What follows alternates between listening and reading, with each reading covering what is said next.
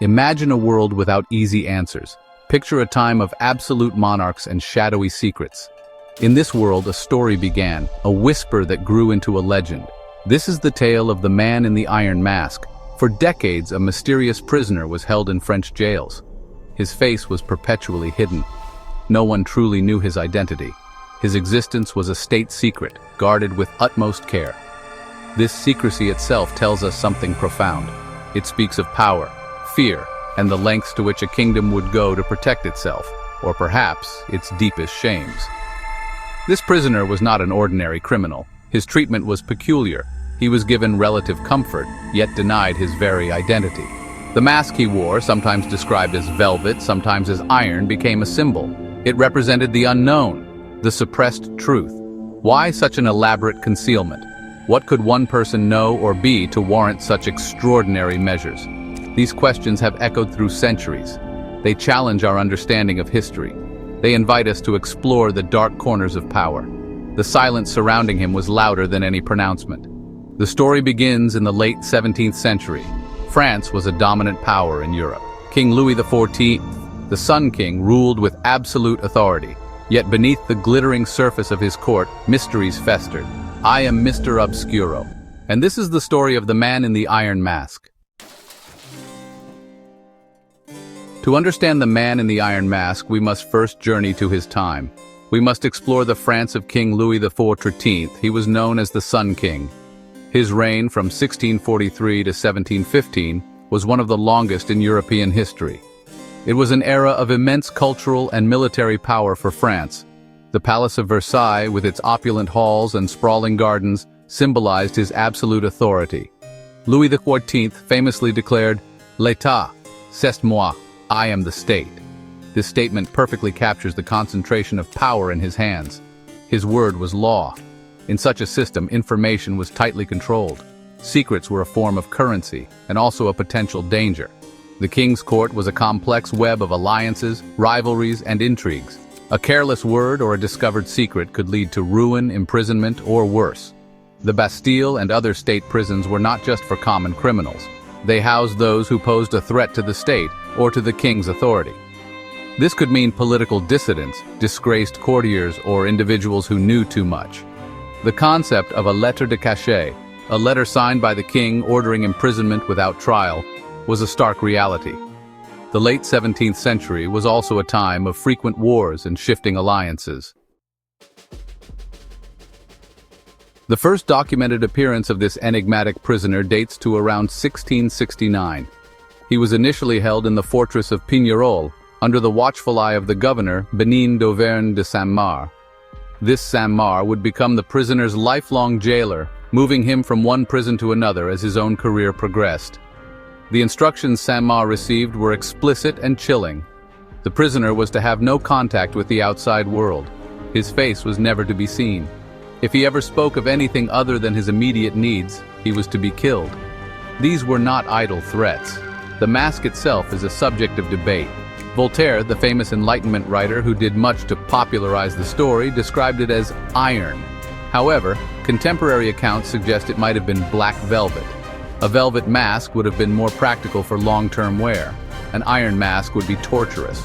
Regardless of the material, its purpose was clear, complete, and utter anonymity. He was to be a non-person, a ghost in the prison system. He was given what he needed to survive, but not what he needed to be recognized as an individual human being. Over the years, the prisoner was moved. From Pignerol, he went to exile in 1681.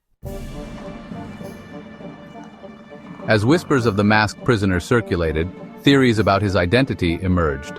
One theory identified him as Count Ercole Antonio Mattioli. Mattioli, an Italian diplomat, betrayed King Louis XIV. He was imprisoned in Pignerol around the same time. However, Mattioli's imprisonment was known, and he died in 1694.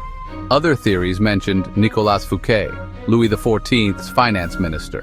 But Fouquet's fate was well documented, and he died in 1680. Section 5. The Royal Blood Theory, a brother in chains. Among the most sensational theories is that the man in the iron mask was of royal blood. He was a secret twin or illegitimate older brother of King Louis XIV. Voltaire popularized this theory in the 18th century. The idea of a king imprisoning his own brother captured the public imagination. It had all the elements of a grand tragedy. The mask hid a resemblance too dangerous to be seen. Section 6. Unmasking a candidate. The case of Eustache Doger. As the more sensational theories, like the royal twin, began to face scrutiny for their lack of concrete proof, historians delved deeper into archival records.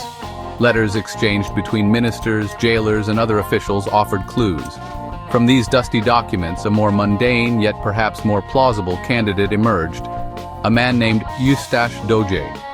This name first appears in a letter dated July 19, 1669 from the Marquis de Louvois, Louis XIV's powerful war minister, to Bénigne d'Auvergne de Saint-Mars, the governor of Pignerol prison.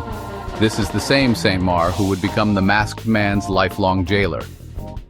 The letter instructed Saint-Mars to prepare a secure cell for a prisoner named Eustache Doger. Louvois emphasized that Doger was only a valet and not a man of great importance in himself. However, the instructions for his imprisonment were anything but ordinary. He was to be guarded with extreme care. He was not to communicate with anyone orally or in writing. He was to be threatened with death if he spoke of anything other than his basic needs. This level of secrecy for only a valet immediately raises questions. What could a mere servant know that would warrant such extraordinary precautions? Section 7. The weight of evidence. Why Doger remains compelling. Why do I, and many historians, find the Eustache Doger theory the most credible?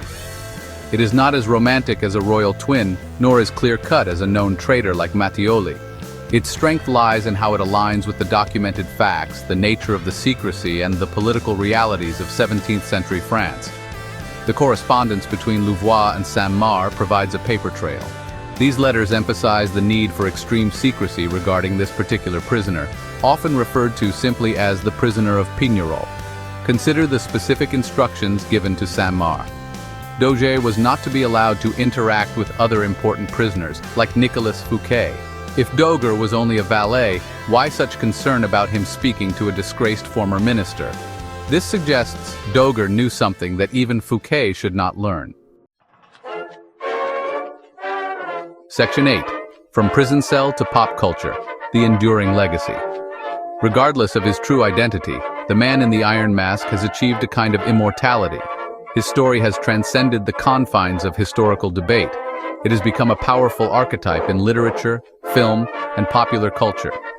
The image of a person unjustly imprisoned, their identity stolen by an oppressive power, resonates deeply with our sense of justice and our fascination with the unknown. This figure embodies the ultimate victim of state secrecy, a symbol of silenced truth. His mask is not just a physical object, it is a metaphor for all that is hidden and forbidden. The most famous literary adaptation is undoubtedly Alexandre Dumas' novel, The Vicomte de Bragelonne, 10 years later, the final installment of his D'Artagnan romances. Dumas wholeheartedly embraced the theory of the king's twin brother. His vivid storytelling cemented this version in the public consciousness. In his hands, the masked man became a tragic hero. A rightful king denied his throne. This romantic interpretation, filled with adventure, intrigue, and pathos, has shaped how generations have viewed the mystery. It transformed a historical puzzle into an epic tale of injustice and concealed royalty. Countless films, television shows, plays, and even video games have drawn inspiration from the legend. Each adaptation reinterprets the story, sometimes adhering to historical theories, other times venturing into pure fiction. The masked figure has been portrayed as a hero, a villain, a pawn, or a martyr. Section 9. The Cosmic Question Mark. Your thoughts on the masked man. We have journeyed through the corridors of 17th century France. We have peered into the shadows of the Bastille.